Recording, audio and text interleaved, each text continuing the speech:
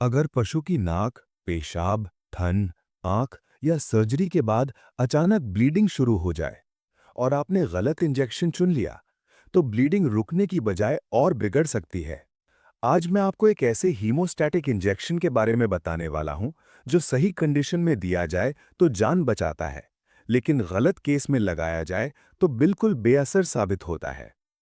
इस वीडियो में आप जानेंगे क्रोम प्लस इंजेक्शन कब काम करता है, किन केसेस में बिल्कुल काम नहीं करता, सही dose, repeat time, route, pregnancy में सेफ है या नहीं, और वो कॉमन गलती जो फील्ड में सबसे ज्यादा की जाती है।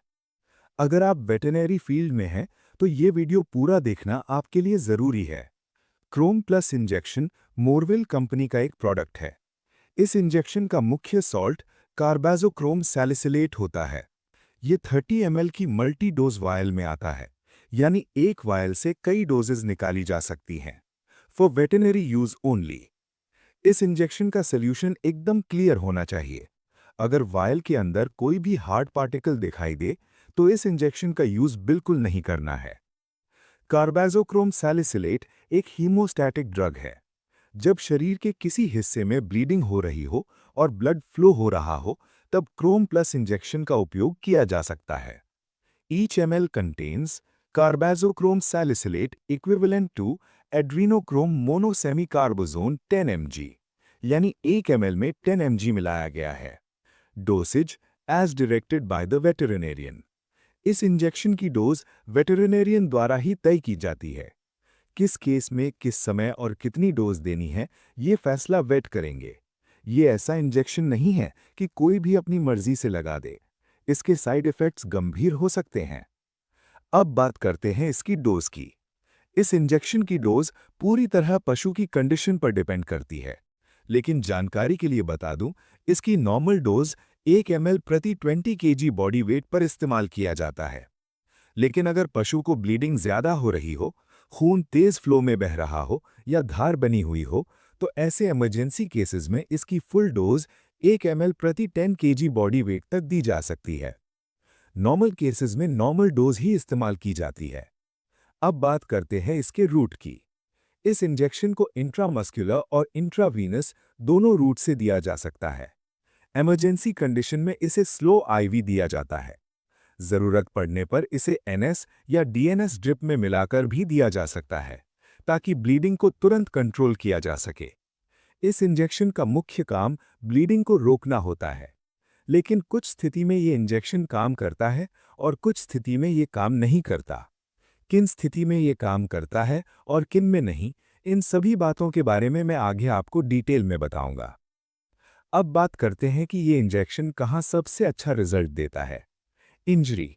अगर पशु को किसी प्रकार की चोट लग जाए और उसकी वजह से ब्लीडिंग हो रही हो, तो ऐसे केसेस में क्रोम प्लस इंजेक्शन का उपयोग करने पर सबसे अच्छा रिजल्ट मिलता है। कई तरह के हीमोस्टैटिक इंजेक्शंस आते हैं। अगर आप चाहते हैं कि मैं किसी खास हीमोस्टैटिक इंजेक्शन पर वीडियो बनाऊं, तो उसका नाम कमेंट में ज़रूर लिखें। और अगर आप किसी इंजेक्शन, बोलस, लिक्विड या पाउडर पर भी डिटेल्ड वीडियो चाहते हैं, तो वो भी कमेंट में बताइए। अगर पशु का सींग टूट जाए, पूंछ टूट जाए, पैर में फ्रैक्चर हो जाए, खासकर ओपन फ्रैक्चर में, वहां कटने की वजह से बहुत ज्यादा ब्लीडिंग होती है, तो ऐसे केसेस में इस इंजेक्शन का अच्छा रिजल्ट मिलता है। इसके अलावा ये इंजेक्शन एक्सटर्नल और इंटरनल दोनों तरह की ब्लीडिंग को रोकता है। मान लीजिए फ्रैक्चर या किसी बड़े एक्सीडेंट की वजह से इंटरनल ब्लीडिंग हो गई हो, तो वहां भी ये ब्लीडिंग को रोकता है, लेकिन नॉर्मल ब्लड सर्कुलेशन को डिस्टर्ब नहीं करता। एपिस्टैक्सिस, यानी पशु की नाक से खून आना। ऐसे केसेस में इस इंजेक्शन का रिजल्ट काफी अच्छा देखने को मिलता है। चाहे नाक में वूंड की वजह से ब्लीडिंग हो, कैपिलरीज ओपन हो गई हो, या गर्मी की वजह से खून आ रहा हो, इन स्थिति में ये इंजेक्शन अच्छा काम करता है। लेकिन अगर ब्लीडिंग का कारण नेजल ग्रैन्युलोमा हो, तो वहां ये इंजेक्शन अकेला काम नहीं करता। ऐसे केसेस में क्रोम प्लस के साथ साथ एंथीमालिन इंजेक्शन का यूज करना पड़ता है। अगर पशु के कान में चोट लगने की वजह से ब्लीडिंग हो रही हो, तो ऐसे केस में ये इंजेक्शन का उपयोग किया जा सकता है। कभी कभी पशु की आंख से ब्लीडिंग होती है, किसी भी कारण से हो सकती है, तब भी आप इसका उपयोग कर सकते हैं। अब सबसे जरूरी पॉइंट समझिए। पशु के पेशाब में खून आता है तो कई अलग अलग कंडीशन होती हैं, हीमैचूरिया और हीमोग्लोबिन यूरिया। दोनों को एक जैसा समझना सीधी गलती है। हीमैचूरिया में पेशाब के अंदर डायरेक्ट आरबीसीज आती हैं। ये आमतौर पर अंदरूनी चोट, यूरिनरी ट्रैक्ट की इंजरी या कैपिलरीज खुलने की वजह से होता है। ऐसी स्थिति में ये इंजेक्शन काफ़ी हद तक अच्छा रिजल्ट देता है, क्योंकि यहाँ ब्लीडिंग एक्चुअल वेसल्स से हो रही होती है। लेकिन हीमोग्लोबिन यूरिया में कहानी अलग है। इसमें आरबीसीज टूट जाती हैं और उनका हीमोग्लोबिन पेशाब में निकलता है। ये ज़्यादातर प्रोटोजोअल डिजीजेज में होता है, जैसे बबीसियोसिस, थाइलेरियोसिस और एक बैक्टीरियल डिजीज में बैक्सिलरी हीमोग्लोबिन यूरिया। इन कंडीशन में ये इंजेक्शन काम नहीं करता। इसके अलावा पीपीएच यानी फॉस्फोरस की कमी की वजह से जो प्रॉब्लम होती है, उसमें भी ये इंजेक्शन काम नहीं करता, क्योंकि यहाँ रीज़न अलग होता है। यहाँ ब्लीडिंग नहीं होती, बल्कि आरबीसीज टूट जाती हैं और हीमोग्लोबिन पेशाब में आता है।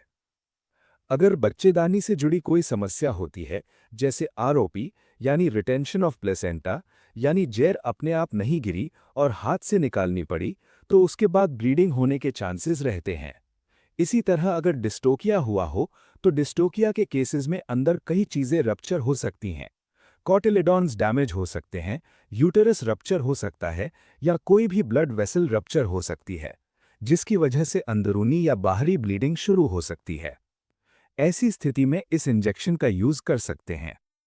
इसके अलावा अगर पशु में प्रोलैप्स की समस्या हो जाती है, जब प्रोलैप्स लंबे समय तक बाहर रहता है, तो उस पर कट लग सकता है, घाव बन सकता है या ब्लीडिंग शुरू हो सकती है।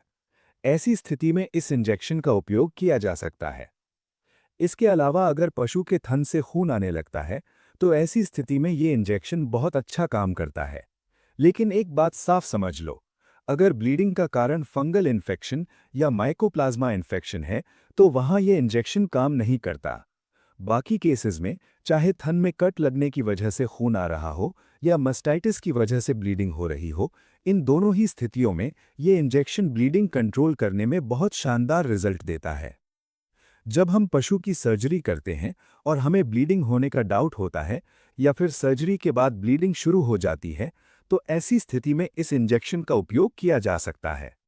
Storage: keep in a cool and dry place, protected from direct sunlight. ये शेड्यूल एच ड्रग है। इसका उपयोग सिर्फ रजिस्टर्ड वेटरिनरी प्रैक्टिशनर ही कर सकता है। विथड्रॉल पीरियड: दूध के लिए 7 दिन और मांस के लिए 28 डेज है। सबसे ज़रूरी बात इस इंजेक्शन की डोज और रिपीट टाइम क्या है। डोज हमेशा कंडीशन के अनुसार तय की जाती है, यानी पशु में ब्लीडिंग कितनी ज़्यादा हो रही है। अगर इंजेक्शन लगाने के 3 घंटे बाद भी ब्लीडिंग बंद नहीं होती है, तो एक डोज 3 घंटे बाद रिपीट की जा सकती है। अगर ब्लीडिंग रुक गई है लेकिन पूरी तरह कंट्रोल में नहीं आई है, तो अगली डोज 12 घंटे बाद दी जा सकती है। तो 24 घंटे बाद भी रिपीट किया जा सकता है। वेटरिनरी प्रैक्टिशनर की निगरानी में इस इंजेक्शन का उपयोग दिन में अधिकतम 3 बार तक किया जा सकता है। अब सबसे बड़ा सवाल आता है कि क्या ये इंजेक्शन प्रेगनेंसी में सेफ है, क्योंकि प्रेगनेंसी के दौरान भी कई बार ब्लीडिंग हो सकती है। ऐसी स्थिति में ये इंजेक्शन का उपयोग कर सकते हैं। ये इंजेक्शन प्रेगनेंसी सेफ है। अब बात करते हैं मिक्सिंग की। इस इंजेक्शन को केवल एनएस या डीएनएस में ही मिक्स करना चाहिए। इसके अलावा इसे किसी दूसरे इंजेक्शन के साथ मिक्स नहीं करना है। अब बात करते हैं टेम्परेचर की। अगर पशु में ब्लीडिंग हो रही है, तो इस इंजेक्शन को किसी भी टेम्परेचर पर लगाया जा सकता है। Not for human use, for animal treatment only. इसकी एमआरपी लगभग 80 रुपीस है, लेकिन एमआरपी समय और जगह के हिसाब से बदल सकती है। अगर आपको ये वीडियो उपयोगी लगा हो, तो इसे लाइक करें, शेयर करें और चैनल को सब्सक्राइब जरूर करें। मिलते हैं अगले वीडियो में। धन्यवाद।